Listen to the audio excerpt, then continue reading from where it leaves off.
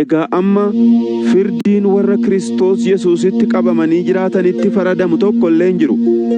Seerri hafuuraa inni karaa Kiristoos Yesuus nama jiraachisu seera cubbuu isa du'atti nama geessu jalaa si baaseera. Sababii nama fooniitiif seerri hojii isaa hojjechuu dadhabe.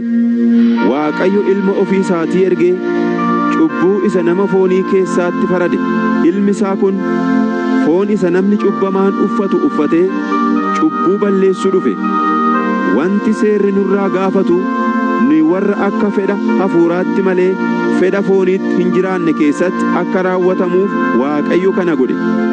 Warri akka fedha fooniitti jiraatan yaada isaanii fedha fooniirra dhaabaniiru. Warri akka fedha hafuuraatti jiraatan garuu waa'ee waan hafuuraa hin yaadu. Yaada ofii fedha fooniitti hidhuun du'a fida. Yaada ofii fedha hafuuraatti hidhuun garuu jireenya nagaas hin fida. Akka fedha fooniitti yaaduun diina Waaqayyoo nama godha. Yaanni akkasii seera Waaqayyootii wajjin waliin galu. Isaaf abboomamuus hin danda'u. Warri akka fedha fooniitti jiraatan Waaqayyoon garaa ciibsuu hin danda'an. Hafuurri Waaqayyoo yoo dhuguma isin keessa jiraate isin akka fedha hafuuraatti malee akka fedha fooniitti hin jiraattan.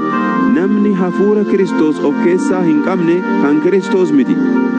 Kiristoos isin keessa erga jiraate dhagni keessan sababii cubbuutiif du'aa yoo ta'e iyyuu sababii qajeelummaa argattaniif hafuurichi jireenya isiniif hin ta'a.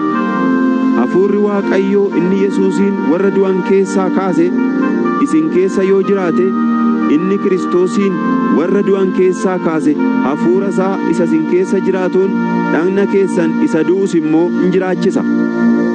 Egaa obboloota ko, wanti raawwachuun nuuf ta'u yoo jiraate iyyuu akka fedha fooniitti jiraachuudhaaf isaaf abboomamuun nuuf hin ta'u. Akka fedha fooniitti yoo jiraattan du'uun keessan beekamaadha. Hafuuraan hojii namummaa keessan isa foonii yoo ajjeeftan garuu in jiraattu. Warri hafuura Waaqayyootiin geggeeffaman hundinuu ilmaan Waaqayyooti. Hafuurichi isin fudhattan hafuura ilmummaatti guddifamuuti malee hafuura garbummaa isa sodaa jalatti isin deebisu miti. Hafuura kanaanis Abbaa keenya jennee Waaqayyoon hin waammanna. Hafuurri Waaqayyoo hafuura keenya wajjin walii galee ijoollee Waaqayyoo ta'uu keenya dhugaan ba'a. Nu ijoollee Waaqayyoo erga taane warra waan hundumaa argatan hin taana. Waan kana hundumaas Waaqayyo biraan arganna. Kiristoosii wajjin erga dhiphanne isaa wajjin immoo ulfaachuudhaaf waan Kiristoos argatu hundumaas isaa wajjin in arganna.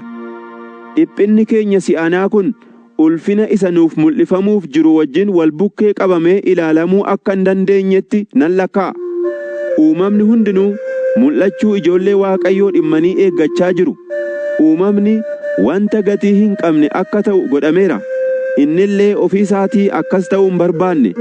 Garuu isuma isa uumetu akkas isa godhe. Haa ta'u iyyuu malee akkas ta'uunsaa abdii qaba ture. Uumamni garbummaa isa wanta badu isa godhe jalaa luban ba'a. Luba ba'uun kun gara birmadummaa ijoollee Waaqayyoo warra ulfina qabaniitti hin geessa. Uumamni hundinuu hamma ammaatti akka aaduuf akka ciniinsifatu beekna. Uumama sana duwwaatu aada miti. Nuyi warri hafuura Waaqayyoo akka qabdiitti arganne iyyuu ilmummaatti guddifamuu, namummaan keenya inni fooniis furamuu dhimminee yeroo eeggannutti garaa keenyatti naanna. Nuyi abdiidhaan fayyine. Abdiin ijaan argamu immoo abdii miti. Namni waan ijaan argu hin abdataare? Wanta ijaan hin argine yoo abdanne garuu obsaan in eegganna. Hafuurichis immoo akkuma kanatti dadhabbii keenyatti nu gargaara. Nuyi maal kadhachuun akka nuuf barbaachisu akka ta'utti hin beeknu. Hafuurichi garuu aaduu isaatiin karaa namni dubbiidhaan mul'isuu hin dandeenyeen nuuf hin kadhata. Hafuurichi akka jaalala Waaqayyootti warra isaaf qulqullaa'aniif hin kadhata. Waaqayyo inni garaa namaa fonqolchu immoo yaada hafuurichaa beeka. Waaqayyo warra isa jaallatan karaa hundumaa gargaaree gara gaariitti isaan hin geessa. Isaanoo warra akka akeeka isaatiitti waamamanidha.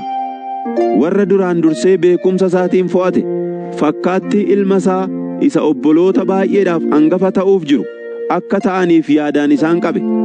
Warra yaadaan isaan qabe immoo waameera. Warra waame immoo qajeelota isaan godheera.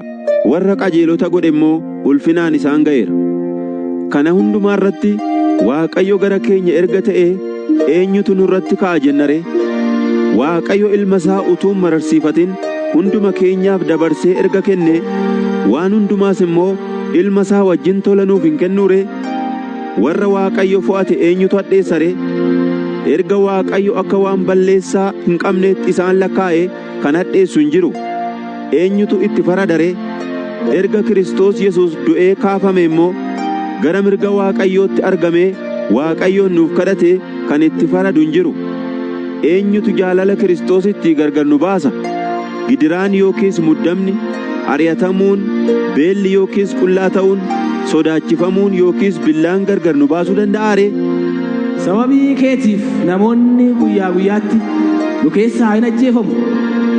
Akka hoolota qalamuuf jedhaniitti lakkaa'amnee jirra kan jedhu caafameera.